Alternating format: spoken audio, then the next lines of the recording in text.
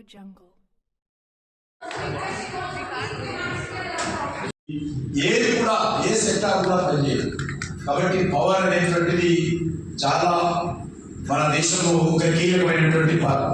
అందుకే ఈరోజు పవర్ మీకు తెలుసు, పెద్దలు రామేశ్వరం గారు ఉన్నారు. 2013లో నేను కూడా మన హైదరాబాద్లో ధర్నా చేశాము.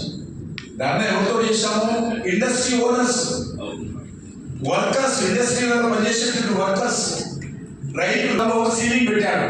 మీరు ఇన్ని మెగావాట్ల కంటే ఎక్కువ పవర్ వాడితే మీకు పవర్ కట్ చేస్తారు.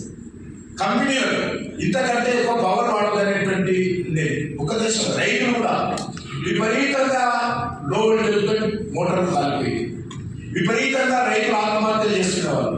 విద్యుత్ అందుబాటులో ఉండేది కాదు. భారతదేశం ఒక రకమైనటువంటి పవర్ క్రైసిస్.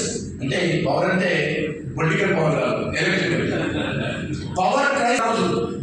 ఆ పవర్ క్రైసిస్ ఉన్నప్పుడు నరేంద్ర మోడీ గారు ప్రధానమంత్రి అయిన తర్వాత ఈరోజు పవర్ పరిస్థితి ఏ ఒక్కరైనా మాకు పవర్ అందుబాటులో లేదు, పవర్ కట్ ఉంది, ఏదైనా పవర్ కట్ ఉందంటే మరి ట్రాన్స్ఫార్మర్ చేసేటువంటి సెక్టార్లో ప్రాబ్లం.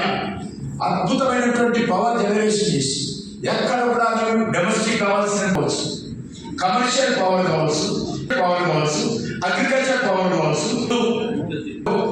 ఈ ఇటీవల 2-3 రోజులుగా ఎక్కడ ఎందుకంటే యూత్ ఇన్ ది వరల్డ్, మనం ఈ దేశంలో ఇంతమంది యూత్కు, ఇంతమంది ప్రజలకు ప్రతిరోజు మౌలిక వసతులు పెరుగుతూ ఉన్నాయి. ఈరోజు నేషనల్ హైవేస్ తీసుకున్నా, రైల్వేస్ తీసుకున్నా, లేకపోతే అనేక రకాల స్టార్ట్అప్ కంపెనీలు తీసుకున్నా, ఇండస్ట్రియలైజేషన్ తీసుకుంటున్నా, చాలా వర్తమాన దేశం, అభివృద్ధి చెందుతున్నటువంటి దేశం అనేటువంటిది చాలా అవసరం ఉంది.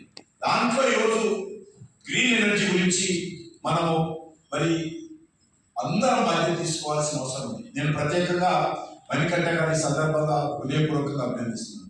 ప్రధానమంత్రి గారు పిఎం సూర్యగారి యోజన అనేటువంటి పథకాన్ని తీసుకొచ్చారు. ఈరోజు మనం చూస్తా ఉన్నాం. పిఎం సూర్యగారి యోజన కాదు, పిఎం కుసుమ్ యోజన కూడా తీసుకొచ్చారు.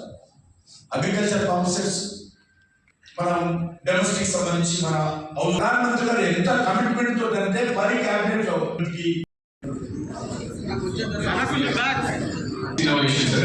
యూపీఐ లాగా ఇప్పటి నుంచి రెసిడెన్షియల్ లో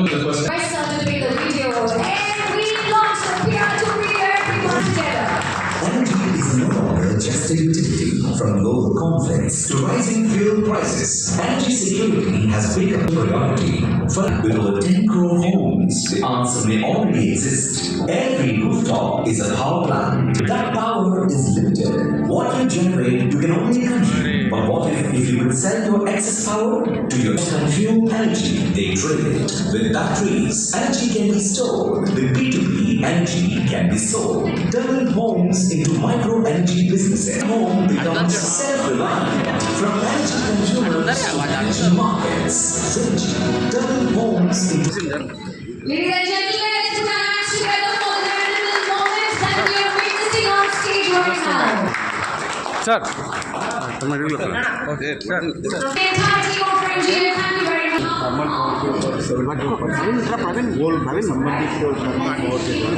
లైటింగ్